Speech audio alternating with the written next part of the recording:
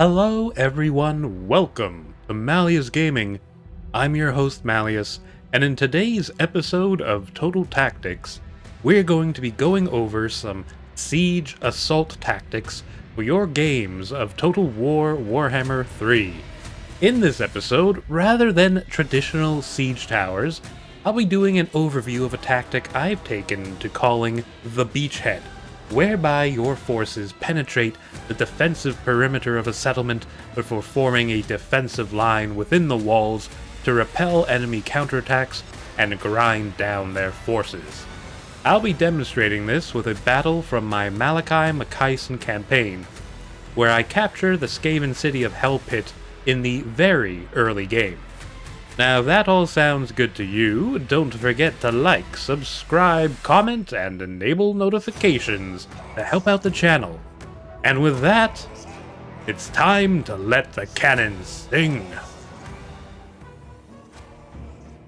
Let's address the elephant in the room first. The siege battles in Total War Warhammer 3 could be better. Normally, I try to rush through them, which tends to lead to me taking a lot of unnecessary casualties, or I just auto-resolve them when they're in my favor. However, quite a few of you have asked for videos on sieges, and so I've resolved to push myself to do more with them and try to improve my game overall, thanks to you guys. In this case, I thought, how would a proper dwarf go about capturing a city? And the answer was clear. Grind them down by using the enemy's numbers against them, and the precise application of firepower. This battle was on turn 6, so very early in my very hard difficulty campaign, and I could not afford to spend time building siege towers as there were Skaven reinforcements nearby, so I had to take the opportunity while I had the chance. Malachi had an army consisting of him, Gotrek, Felix, a Master Engineer, 6 units of Dwarf Warriors, a unit of Doom Seekers, 4 units of Miners with blasting charges, 1 unit of Thunderers, 3 units of Gyrocopters, 1 with a Brimstone gun, and a unit of cannons which I got from Malachi's adventuring escapades. The Skaven had a Warlock Engineer, leading a ton of clan rats, with some Skaven slaves, Night Runners, a Mutant Rat Ogre, a Brood Horror, and some Wolf Rats sprinkled in for seasoning. Hey guys, Future Malleus here. I had some issues with the battle replays not showing what actually happened, so I had to re-record while fighting the battle. Please forgive the shoddy camera work, and if anything doesn't quite line up with what I say, that's the reason why. This is a key opening part of the plan. It's here when you would identify and destroy key enemy defenses such as towers or range units and begin breaching the walls and gates. Somehow, I managed to pick a section of the wall that was indestructible, so my cannons only had a single tower as their target. I sent in my miners, who are good against gates, to break it down, and moved my gyrocopters forward to start bullying any ranged Skaven units and attempt to assassinate the Warlock Engineer. The Miners and Doom Seekers are going to be my shock assault troops once the gates are down, so I advanced them quickly up while keeping my main force of Dwarf Warriors back, making sure to leave some protection for my Thunderers and cannons. If you have more artillery, and the walls aren't using the invincibility hack, then take your time here. Blast apart as much as you can, and open up as many avenues of attack as possible. Once you have a way in, it's time for Phase 2. This is easily the most difficult part of the plan, and I definitely got a bit held up here due to only being able to destroy the enemy gates. I sent in my miners, who were able to get a few good volleys with their blasting charges, followed up by the Doom Seekers, and then Gotrek and Felix.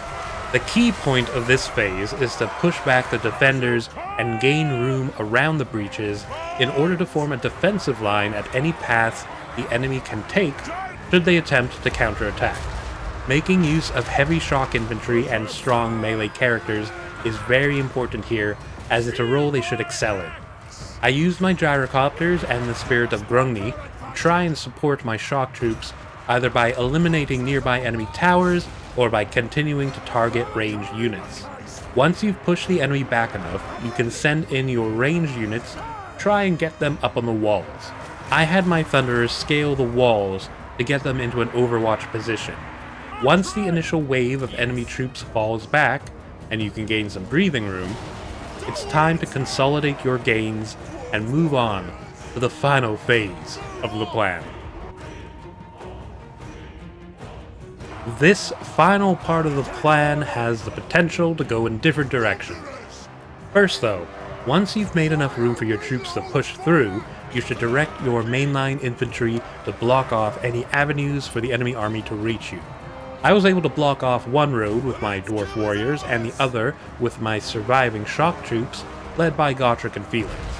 Hopefully, with your ranged units on top of the walls and the gatehouse providing overwatch, you'll be in a strong defensive position to hold off any counterattacks while you bring in your additional troops.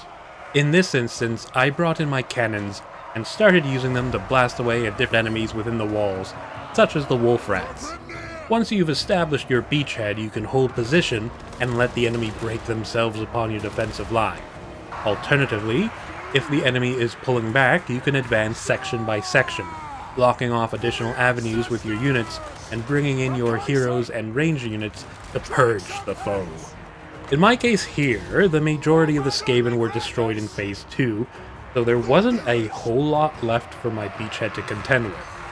Some minor pushback ensued, but between my Thunderers, Gyrocopters, and cannons, the Skaven eventually routed due to army losses, and Hell Pit was cleansed of all remaining Bagoraki scum. Here we are with the after-action report. I came out of that with about 33% casualties, while the Skaven lost over half of their numbers, with 55% as casualties. I definitely could have played that a bit better, such as using my gyrocopters to bomb the Skaven blobs fighting my shock troops pushing through the gates. But the main thing I came away with was that I had a lot of fun fighting this siege battle. As I alluded to earlier, I tend to find fighting sieges as more of a slog and less of an exciting, cinematic, momentous event. But by taking my time with this battle, separating the assault into different stages, it's definitely more tactical and more interesting. I've continued using this tactic with my Malachi campaign.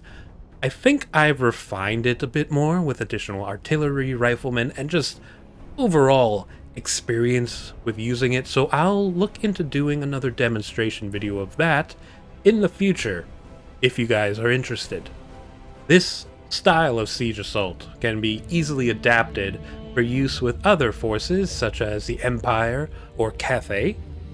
Make use of your artillery, particularly cannons, to bombard the walls. Keep a defensive line of spears or halberds back with your shock troops pushing through the breaches. These could be basic swordsmen with heroes in the early game, or great swords late game as Empire, while with Cathay you could potentially use Iron Hail gunners to blast anything through the holes in the walls. Then, once you've got room, send in the spear wall to form your beachhead. From there, your options open up, depending on what the AI chooses to do. Thank you all so much for watching. I hope you enjoyed the video. I really enjoyed looking at siege battles in a way beyond the typical siege tower grind I've been used to, and am looking forward to trying out even more new methods. Let me know what your favorite ways to fight siege battles are, if you have any cunning strategies to capture the city, or if you prefer a direct fight through the streets. If you'd like to see more of these kinds of videos, don't forget to like, subscribe, comment, and turn on your notifications to help out the channel within the demon-haunted realm of YouTube. I hope you all have a great day, guys, and I'll see you in the next one. Bye!